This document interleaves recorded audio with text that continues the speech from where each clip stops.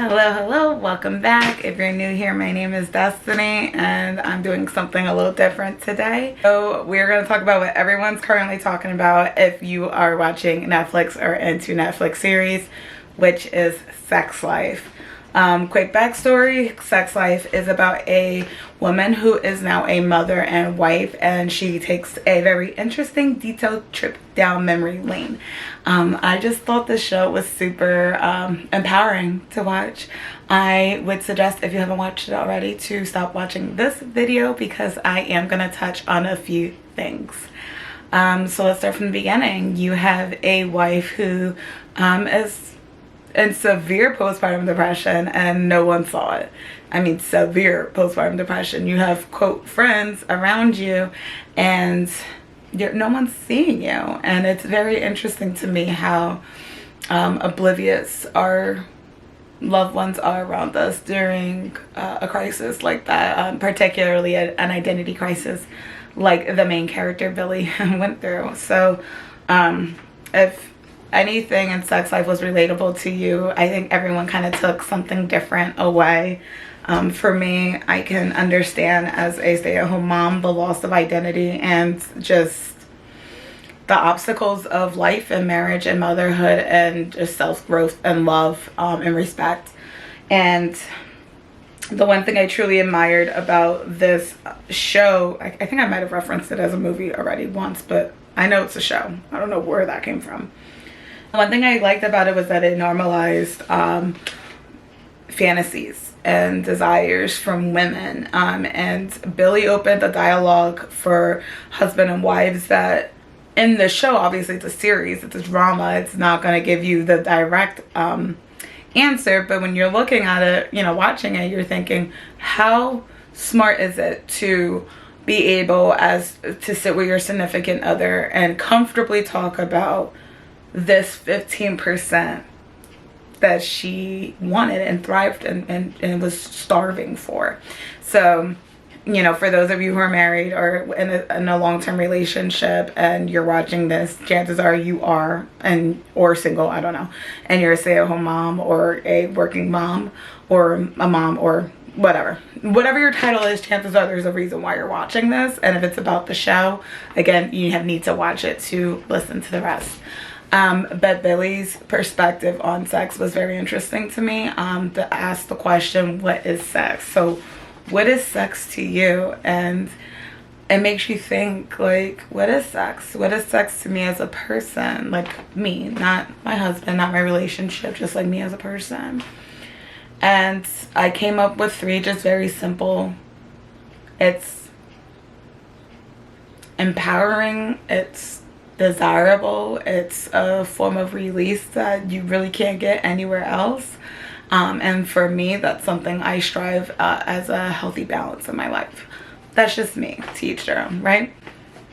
So I understood what Billy was coming from with that. However, for me, I went into my relationships always knowing that sex was a priority, and especially as an adult, like when I started taking my life seriously, and I wouldn't have married somebody that couldn't provide in that department for me the way I would hope someone would.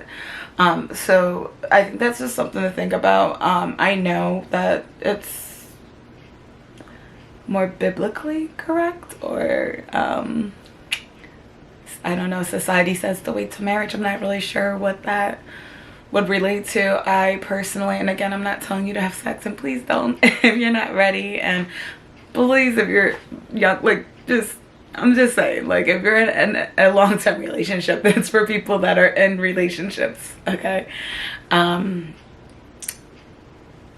If it's something that matters to you and you aren't married and you find that it's falling short, I highly suggest you guys open up that dialogue, open up that line of communication. I personally believe that intimacy, lack of intimacy, and lack of just sex and love and lust, it takes a huge toll on marriages, and it's 100% clear in the show that can be the case for a lot of people. You know, you see your wife and she's sitting right in front of you. You have no idea that she's suffering, or maybe you do and you decide to keep your mouth shut.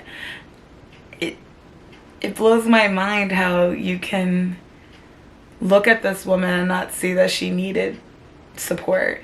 And that's where another takeaway of this show came from, was the amount of judgment that was being passed with Billie as a woman, as a mother, as a wife, as an individual. So Billie as a mother was shaded about having free time while she was at her kid's school. Like, oh, we have plenty of time, from a working person explaining that to a stay-at-home mom who has an infant in a stroller who's still nursing and has a kid under 4, and is clearly like, I mean, she's put together nice, but like, how are you to assume? That's my favorite part, the assumptions. How are you to assume that I have all this free time? Look, working moms, I give them credit. I legitimately, I did it. I get it. It's hard. There's nothing easy about working and taking care of a household and raising kids. I get it. There's also nothing easy about staying home. There's nothing easy about staying home and running a household and taking care of your kids and, you know, your husband. We've all been down a dark path at some point. And for me, my darkest path was honestly because I lost my identity along the way. And that's why sex life stood out to me so much, was the lack of identity, which just seems so relatable. And I was lucky enough that my 85% provided a 15%. And I'm not saying that my husband is 100% this God-sent gift to this earth in regards to being a husband and, you know, a spouse and all that, but he comes damn near close. And he saw my SOS and he took it seriously. And I think that we need to normalize spouses listening more, and understanding that it's okay for your wife to want certain needs, whether they are sexually, whether they're emotionally, whether they're physically. Needs are needs, and that communication needs to be open. For me, my needs were more of the physical exhaustion and the emotional strain that I had, and I needed to do motherhood the way that worked best for me and my mental health. What really blew my mind was the amount of judgment that was being passed with her. So we talked about the teacher, then you're talking about like the best friend throwing shade at her now ex, but back then like boyfriend, and you end up sleeping with him 8 years later. So I guess that's interesting. I was like, okay, I don't know you, friend, but okay. And then you have other moms suggesting that their lives are a walk in the park and easy as pie, and that's so cool if that's the case. But oftentimes when you project that type of life, it's hard to believe you. Sorry. I have a hard time believing people when they say that everything's deliriously perfect all the time. Look, we all got a good situation, or we might not, but we've all been through the ringer. So I think that it's important for women to kind of jump off of this pedestal and see somebody like Billie who's struggling and say like, oh my God, I feel you, I understand you, instead of making things worse. So the sex life for me, there was 3 things. I thought that there was informative things when it came to the sex on this show. I thought that there was key points in communication. I thought that there was key points in judgment. For those of you that watched the show, and again, if you didn't watch the show, please do not watch this video. But obviously, most people's takeaway was the sex and how awesome it looked and how descriptive her moments were and how intriguing that was. I thought that that was great and informative. However, my bigger takeaway was that there was things that I think men need to watch the show to understand why Brad was who he was. The positions of his hands, the placement of her body, the attention that he gave her quite often than not. I have so many people around me who don't get that. So, I loved it. Look, I thought it was great. It goes from start to finish. You got the starving comment about being starving during your relationship because of your wants and desires need to be met. Like, girl, relatable. relatable. At some point you lose track, months go by, you realize, oh my God, I haven't made me a priority, I haven't made him a priority, or her, whomever. And it's just, that was relatable. I thought the communication, the lack of communication needed to be pointed out, because I think that is super relatable for a lot of people, is lack of communication and relationships. The one thing I thought was interesting is that Billie was her most honest self when communicating to Brad, but it felt like when she was with Cooper, she had to make herself smaller.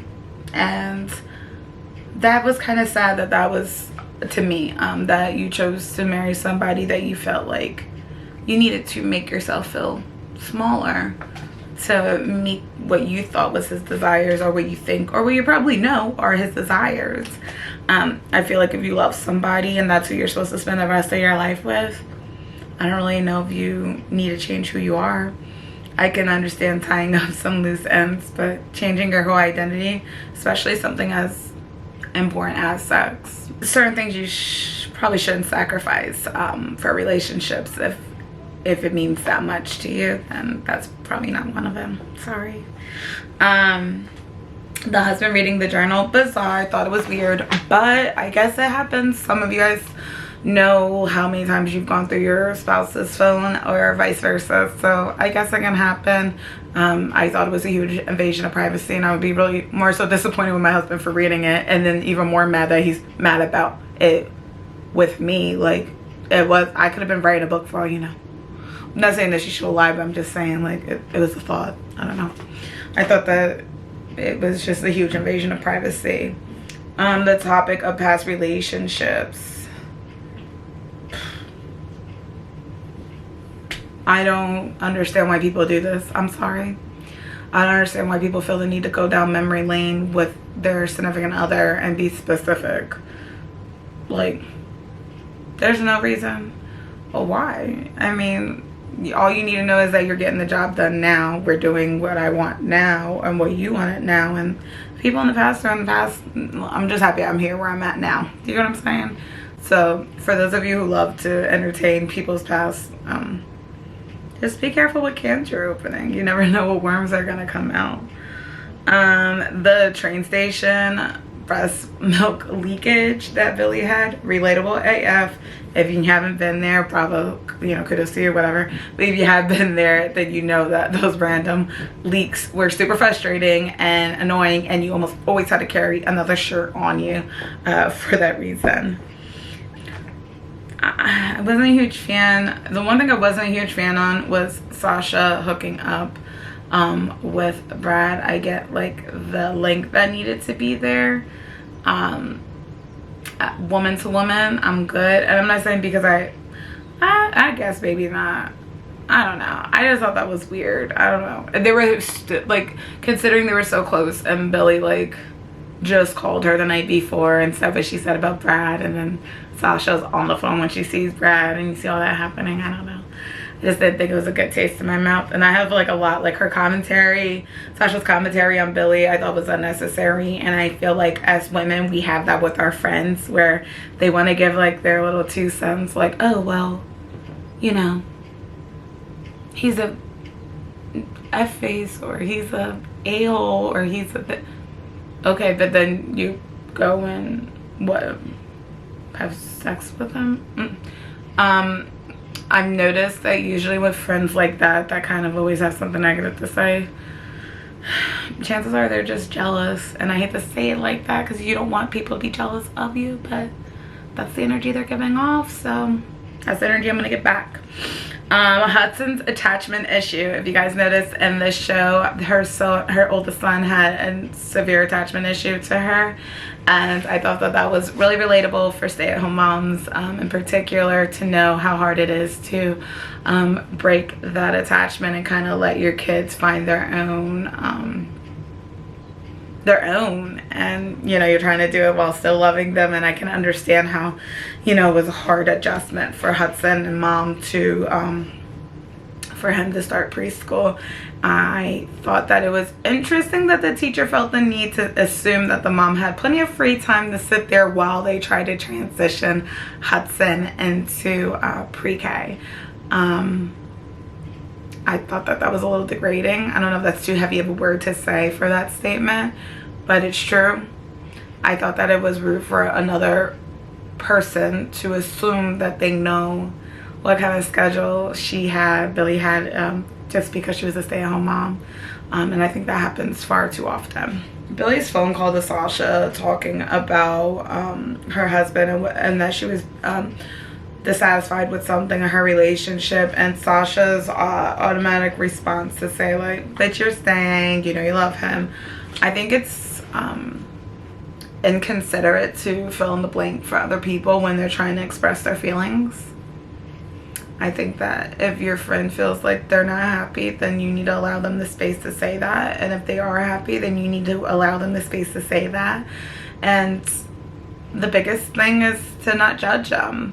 You know, a lot of people call me out for being a very honest person, but the one thing I'm never commenting on is my friends and their marriages or their relationships once they have children. It's just not my thing. I think that once you choose this lifelong commitment to this individual, that's between you and them, and what you decide to do from there is between you and them.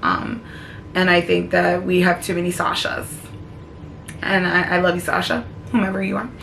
And I think that your role as being empowering and aware and all that great stuff was great. But like your description of as a person, that friend that always has something to say, but then goes and sleeps with your ex who you know she was still in love with. I don't know. I'm only taking your energy with a grain of salt, honey. Open the dialogue of sex and relationships and how important it is. I've always said this, intimacy is a key component in relationships. I think that in order to have longevity, if it's something that's important to you, it needs to be acknowledged. It's something that keeps people so connected and so intertwined with one another, so intimate, is a really big weight. While it's viewed as only 15% of Billy's wants, that 15% a lot of weight for some people. And if you know that that's a desire that you know is imperative or important or needed, you definitely need to acknowledge that going into your relationship. I think it's unfair to both parties to assume that one can settle. I think that a lot of people settle in life, and this show was a clear, at least the first season, was a clear indication of what happens when you do settle. You know, you tend to get unhappy quick.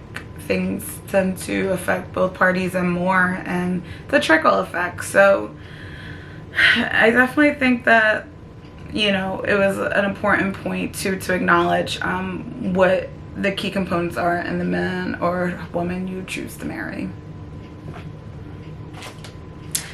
The other thing that I thought needed to be pointed out, and this is just my opinion as this whole video is,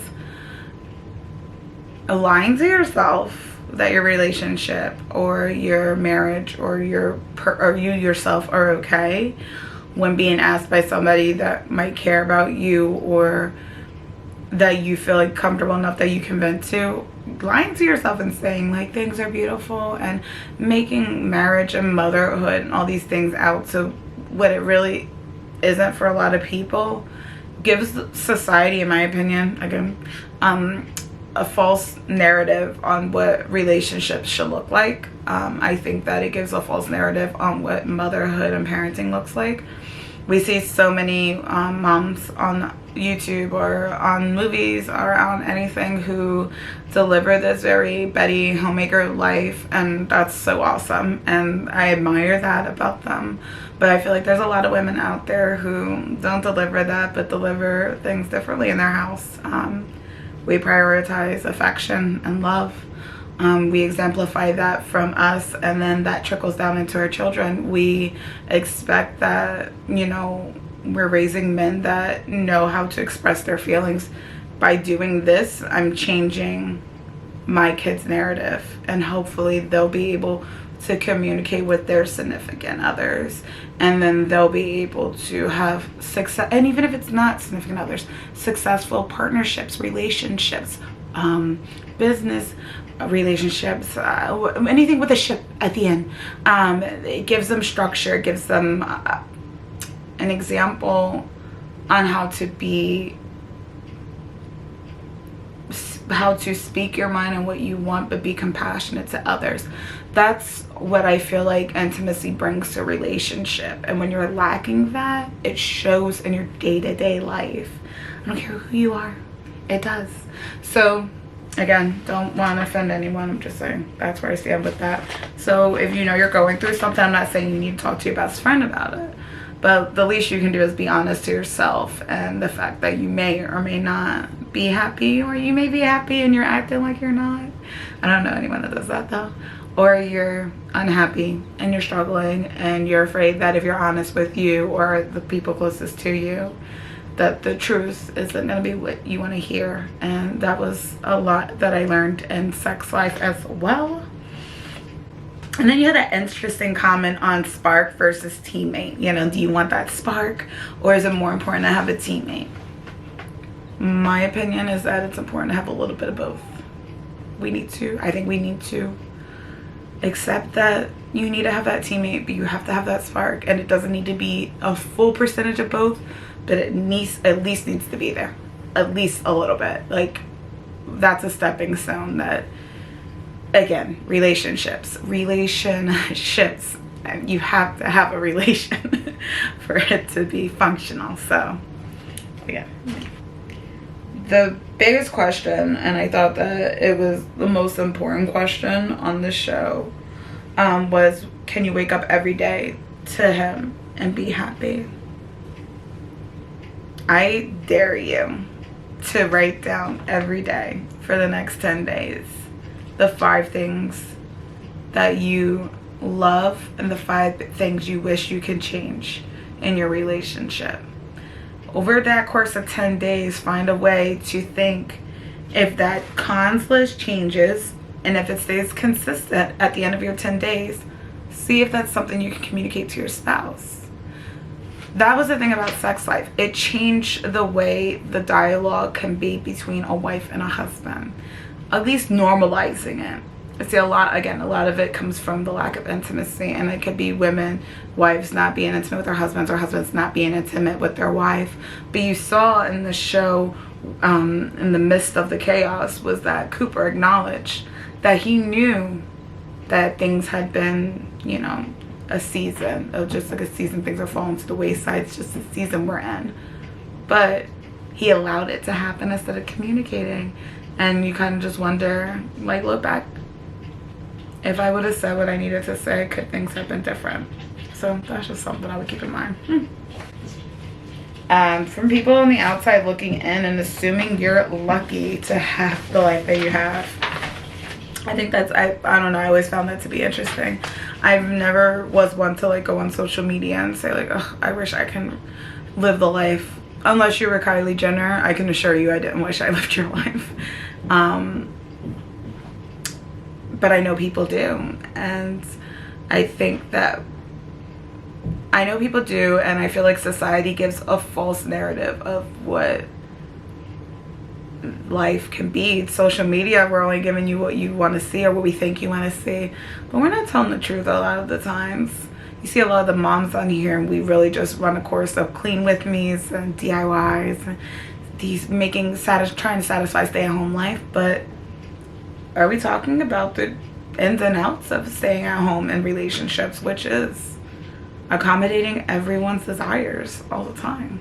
That's exhausting. So open up that dialogue and see where that takes you. See if that's something that could be split amongst both parties. Maybe as an individual, you're exhausted carrying the emotional and physical needs of your significant other, and in turn you get resentful. So open up the dialogue and see where it goes. Don't blame me if you end up in a divorce. I'm just saying, if it's something you want to do, try it. Billy's complications in her marriage, one of the moms on there said something along the lines of something that you consider a problem is something we accept as canon. Something you accept as a law or a rule of marriage is to sacrifice and suppress yourself. I don't know, as women, I feel like we can do better. There's plenty of ways to be feminine. There's plenty of ways to be feminine, like Billy mentioned. You know, there's plenty of different things that can give you butterflies. But are we doing right by suppressing our souls and us as individuals to accommodate what makes other people feel comfortable? I think that Sex Life as a show brought to light life and how alone it could be being a stay-at-home mom. It also brought to light how often people settle on their marriages and settle on their happiness. And again, I'm not saying you can have 100%, but I would hope that the person you decide to spend the rest of your life with, whether it's another person or yourself, because, you know, marriage and this life isn't for everyone. I hope that you're getting what you feel is 100% from that individual. I know that most people took away from the show was the sex, and the sex, great examples, awesome. The intimacy was great example of intimacy and lust, and it was beautiful. It was beautiful for them.